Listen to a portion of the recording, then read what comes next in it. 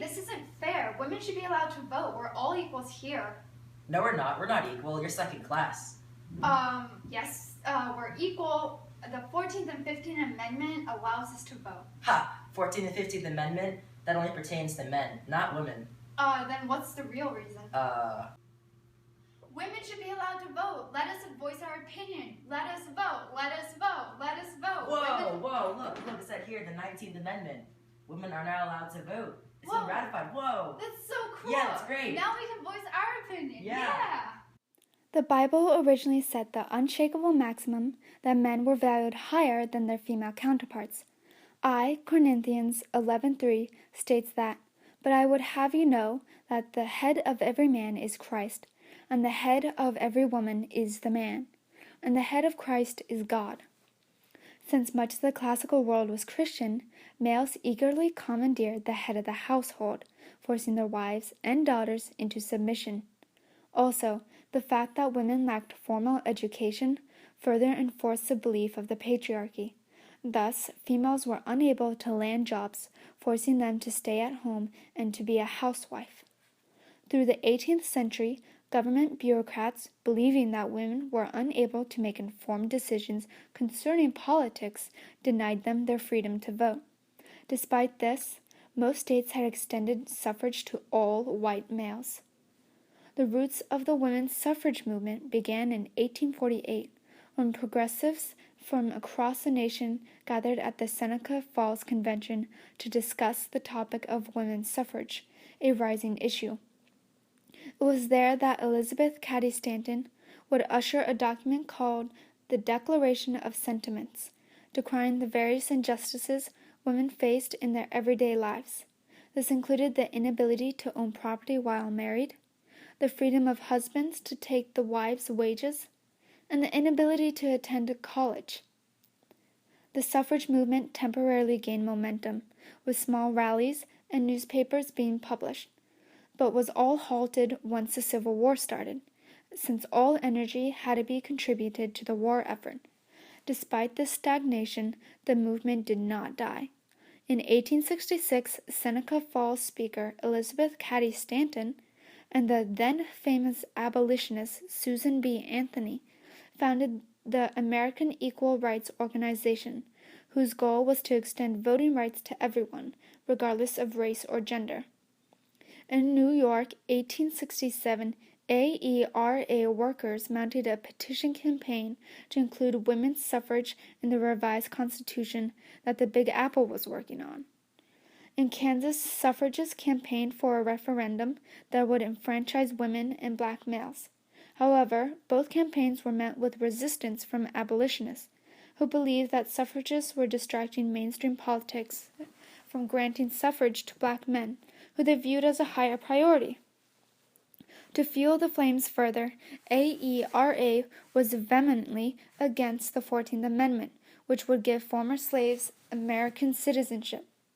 But in 1868, the 14th Amendment was ratified, upsetting many suffragists, including Susan B. Anthony. The amendment specifically defined voters and citizens as males only.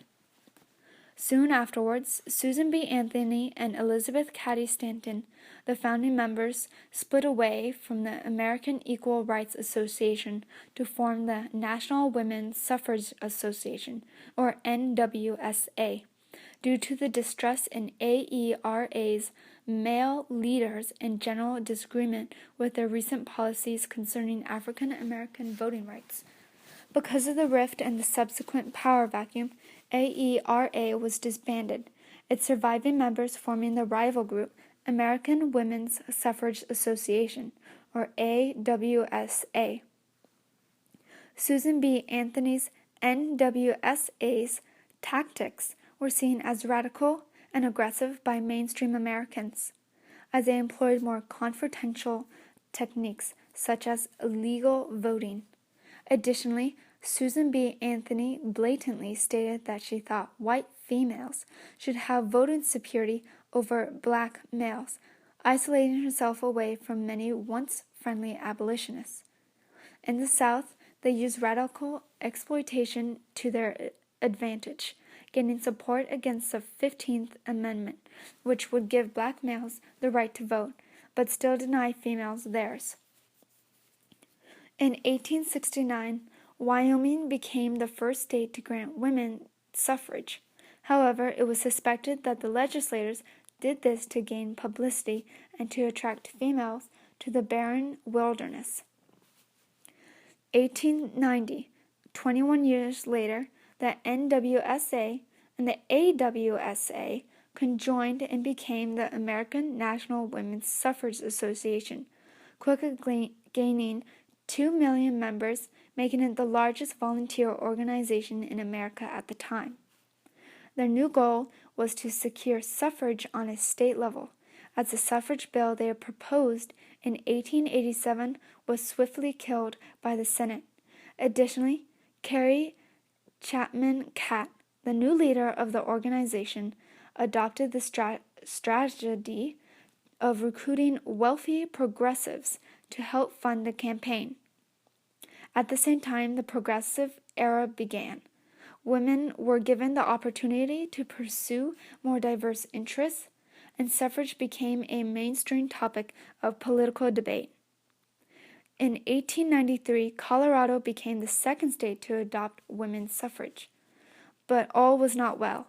In 1911, wealthy Josephine Dodge created the National Association Opposed to Women's Suffrage, arguing that suffrage would decrease female participation in communities.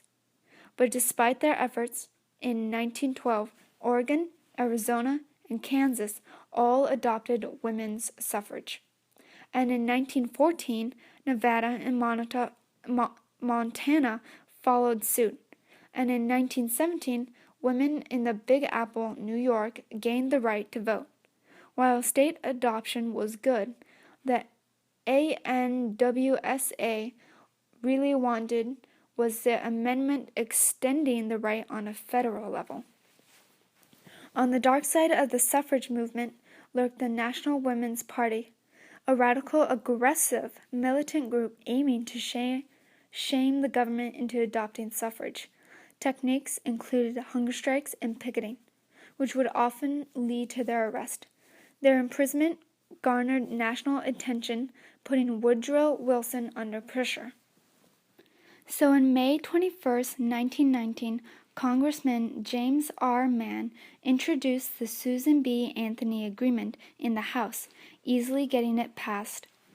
2 weeks later, the Senate passed the bill, thus starting the ratification process. On August 26, 1920, 3/4 of the United States ratified the 19th Amendment, finally giving women the right to vote.